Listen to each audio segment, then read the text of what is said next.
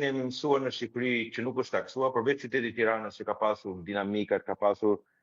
pak më tepër, po themi, reflektim të rritjes së vlerës së pronës, shtrëngim për përfshirje e taksës në faturën e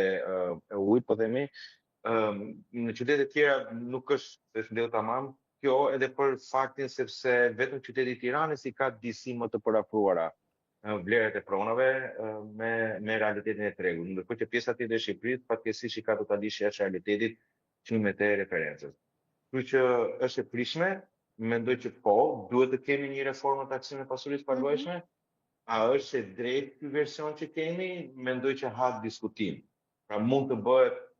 shkon në drejtimin e dur, po mund të bëhet më i drejtë si sistem. E them këtë gjë që shkon në drejtimin e dur, sepse lëvizin nga një format hibrid që kemi aktualisht, ku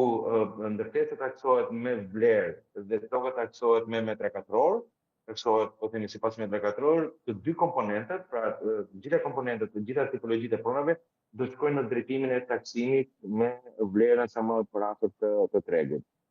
Ka një drejtim, që është drejtimi i dur. Ndërkohë që kur flasim për kategorizimin dhe për përjashtimet, mendoj që mund të bëjmë më mirë. E para, mund të përfshijmë disa kategori të tjera, përjashtimi, siç janë nënat e divorcuara, po them, që kanë ngarkesë fëmijë, apo nënat e veja, apo aty ku në familje ka fëmijë jetim, apo aty ku në familje ka fëmijë të cilët trajtohen me ndihmë të veçantë për sa i përket aftësive të kufizuara apo aftësive të ndryshme, pra mund përfshihet pak më tepër të bëhet më larmishme kategoria e përjashtimeve dhe